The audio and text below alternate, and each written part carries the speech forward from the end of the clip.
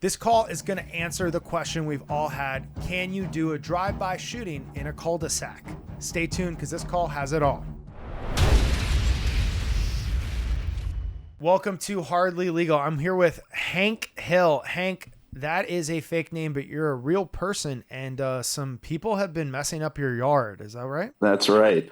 Tell me what happened. So, I'd woken up one night, just in the middle of the night, and eventually, a couple hours later, I couldn't fall back asleep. I was trying to, but then I heard this truck out in front of my house, and it was revving the engine, and it was just kind of going crazy and kind of getting frustrated. So I eventually got up out of bed, and as I was getting up out of bed, I heard a gunshot. Oh, that escalated quickly.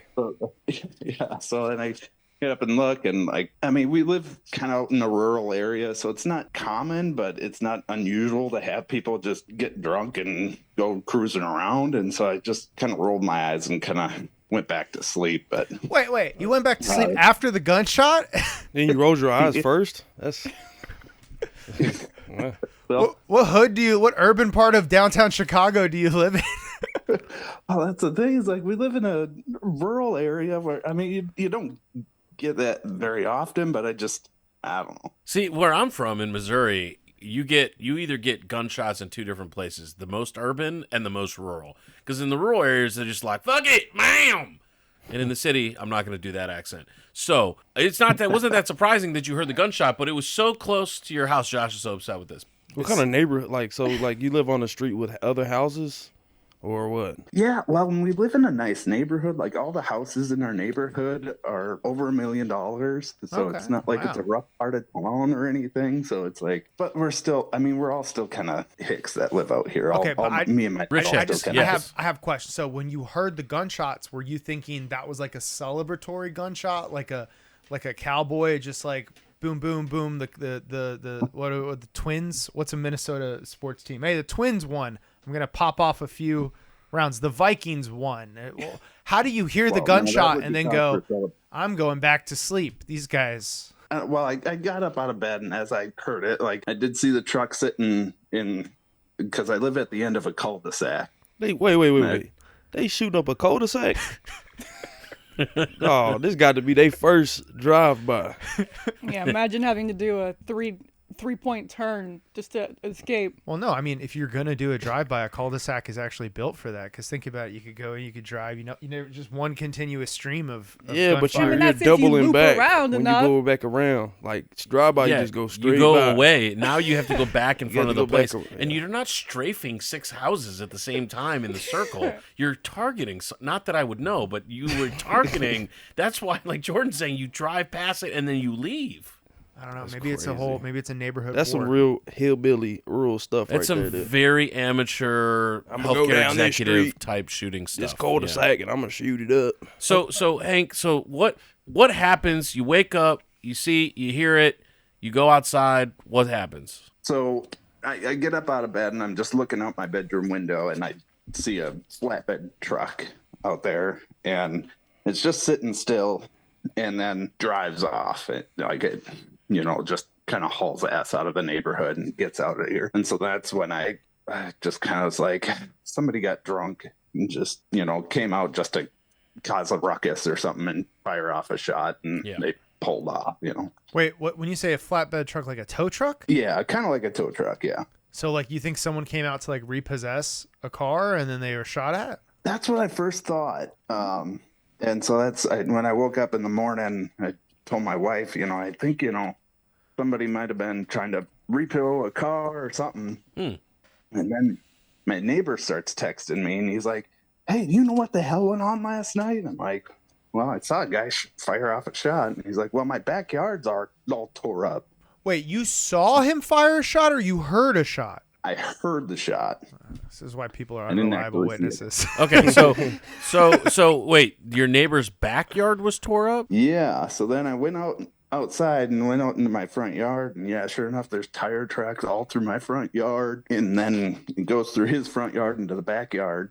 It's because they didn't make the 3-point turn. Yeah, they didn't realize it was a cul-de-sac. They tried to continue the drive-by. This is some real. What is a 3-point turn? Is that parallel parking? Is That's that what you're if you about? don't make the loop around the cul-de-sac, you have to stop.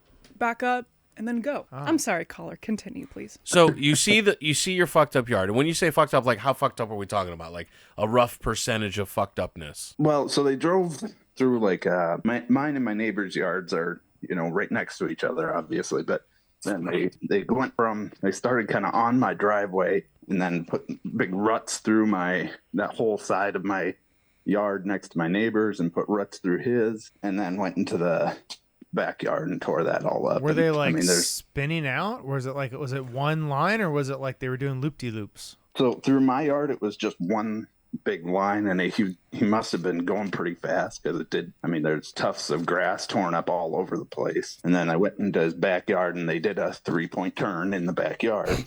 This is crazy. Yeah, we all know what a 3-point turn is. We're rubbing it in for Josh. This is like me driving while I got Google Maps on one hand, and I'm in this yard, and then I'm in the backyard. This is crazy.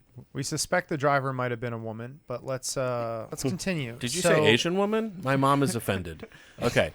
So what did you do next? Like, did anyone have any cameras? Do you have any security ring cameras on the cul-de-sac?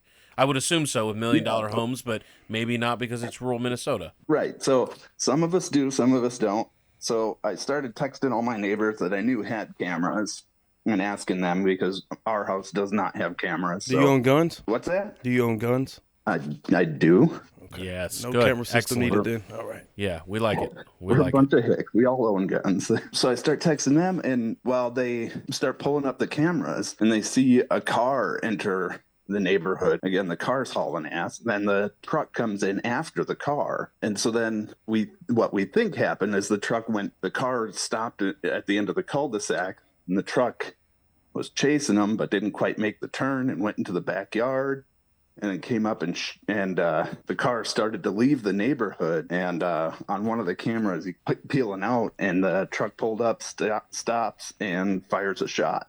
Out of the driver's side? We can't see exactly because it was at a little bit of a distance, but you can see the headlights stop, and then you hear the shot go off, and the car just goes tearing out of the neighborhood. Oh, yeah. And a couple seconds later, the truck starts moving again, and that hauls ass out of the neighborhood as well. So do we have any plates or any identifying marks on any of these vehicles?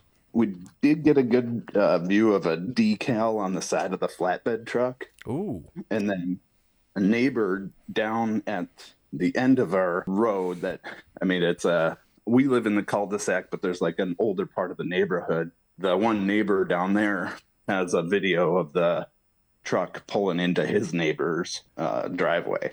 Okay. And I've heard enough as I feel like I can Dr. Holmes the rest of this. Well, let me just quickly ask: do you have a rough idea how much it'll cost to fix your yard to get into the right spot? Because really, if your question is how to identify this person and kind of hold them account for having destroyed your yard, you're going to need to take some steps to quantify what that looks like. So, presuming you find them, do you have a sense of what your damages are? I would guess in my yard alone, it's probably $2,000 to $3,000, maybe. Are you retired? You got that kind of time? No, I'm not retired. No, I don't have that kind of time. So I'd have to have somebody do it. All right. Well, here's my idea. I'm going to give it to you for free because that's the Hardly Legal Show. Thanks for calling in. So you know that it was a flatbed truck that was in a cul-de-sac. Doesn't sound like a party. You have a decal of the truck, but you don't have the driver's license or the license plate. So most likely this was a repo is going to be the assumption that I'm making, but I feel safe on that. There's going to be what's the population of the city you live in? About 8,000. 8,000. So I'm going to guess there's not 20 repo companies within a 30-minute drive. So I'm going to guess. Yeah. So what I would do is I don't know, hire a kid or go myself on an afternoon, and I would drive to the different places that do repo, and I would see, is there a flatbed truck there that matches? If there is a flatbed truck there that matches, there's actually a really serious legal process that each of these repo companies has to go through in order to pull a vehicle. So they would know the license plate. They would know who they were there to pick up. So at that point, you now have the flatbed. You now know who was one of the parties, and that person will have the information for the car they were supposed to pick up. Now, I don't know if that gives you all the information you need to go after this $2,000 or $3,000, but I think that's your next sleuthing step is to repo company, They probably don't have the cars in a garage. They probably have the flatbed trucks like in a an open lot. And then you're like, that's the moment the decal. And then you could send a demand letter. You could, go from there. You might even just looking at the decal, depending on kind of the rough shape or how much detail you have, just look at the websites for all of these companies. It might just instantly pop up, right? You look at it and you're like, oh, yeah, it's the same kind of blocky colors and shape as the logo for this company, but a really in-depth and I think very insightful plan. I think one of the other ways, if you're looking to try and identify, is since you do have a smaller town, there's not as many kind of ingress egress points. Is you can look at an open records request to the local police department and ask them, has there been any incidents that came? So, for example, the other car may have reported being shot at, and then you would know, okay, like hey. Why were you being shot at? They were running for the repo. Well, you'll know from then who was it that called the repo on them, what is the company that they use, etc. That's a very aggressive repo company. Very aggressive. They shooting at people, just trying to get the repo. No, the car shot, not the repo. No, right? it was the repo. Yeah, that's what I'm the saying. Repo shot the flatbed at the car. Well, he did. The flatbed truck, the tow truck shot. Yes. Yeah, I wouldn't go visit those repo companies No, without. Josh, I was on the same page as you. I thought it was the car. Yeah. This is No. Okay, so the truck shot. I still think Josh's idea is potentially good. I agree with Jordan. Don't go onto the lot. Don't confront anyone, especially any burly men. Just leave them alone. Take a picture. Call the police at that point. If you get a match on the decal, you go on. I mean, don't trespass, but you could.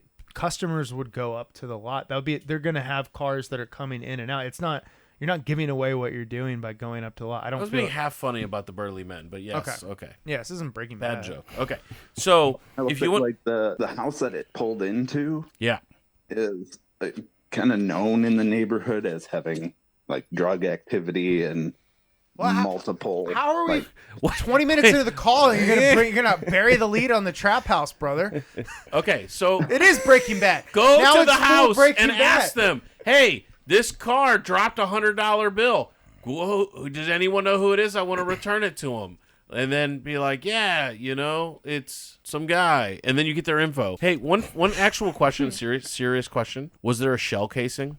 So I went out and looked. I could not find one. I did call the sheriff's office. Okay. And they came out with metal detectors and stuff. And they, took statements and gathered video and they are quite familiar with that house. I haven't heard anything back from them, but I don't know if that's standard, if they will update me on you're often got to follow up with them. It's given the nature of it that no one was hurt and it's just some property damage, it may be that it's kind of a lower priority, so you've got to be the squeaky wheel that gets the grease. I think you've got options here, but that does not mean you need to do them, right?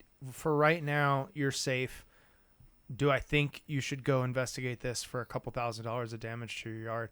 I think the more concerning issue here is like if there's a house that's known for certain behavior and it's leading to maybe drugs and gunfights, that's the more serious issue here, not the damage to the yard tonight. Because if it was a high-speed chase or something, instead of messing up your yard, they could have driven right into your house, right? Like you could have lost a life. So that's the more serious issue here.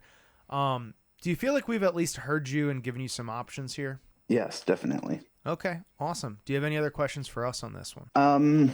So if I do say find the flatbed truck and I can bring up these videos and like say if I take them to court, yep, is this like a preponderance of the evidence type thing, or is it like I have to prove that it was them? I feel like this is small claims built. This type of thing is so this is small claims, so it'll be a civil case. Preponderance of the evidence beyond a reasonable doubt is only reserved for criminal cases. In Minnesota, the value cap for small claims is $15,000, so you're well within that. Your damages are going to be whatever it costs you to put your yard back in a situation where it was. So, essentially kind of replacement value. So if you go out and you hire someone to fix it, or you buy materials or sod or whatever it may be, keep those receipts. That's what a small claims judge is going to want to see from you. And then ultimately, if all you have is the video, and then you're now sued this individual or the tow truck company, if it ends up being, you know, an actual repo company, you're going to have to be able to tie them together. I think the decal is going to be hard by itself, but if you have some additional report, you know, so a police report that says, yeah, this person fired a gun at me and I reported them, let's say the other car. But it sounds like if it's a drug house, they probably didn't report it. So you're going to probably need a little bit more to connect the two of them together in order to get some recompense.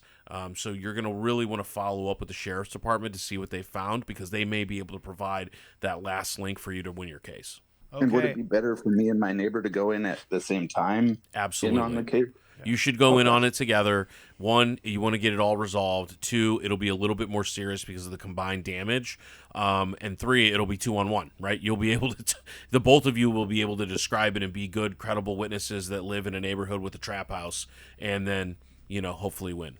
All right, caller, we're wishing you the best of luck with that. Keep us updated on it, okay? All right, thank you. All right. Great jokes, guys. They parked though, so like he said that they parked ran and off they shot. the road, turn 3-point turn in the get a good backyard, aim. and then came back. We all know what a 3-point turn is. How about that? Nah, he's probably pretty smart, because what he did was he drove through the yard, turned around, got into some good grass with an open view, had his headlights facing the white car. And so that's probably the same guy that's doing that United Healthcare. Yeah. It's probably the same Lee guy. Harvey Healthcare. Yeah. Yes. If you have a crazy legal story and you want to talk to some lawyers anonymously, for free, call us. Wait, we're not getting paid? Nothing at all. I don't know how we're going to pay for it, to be honest.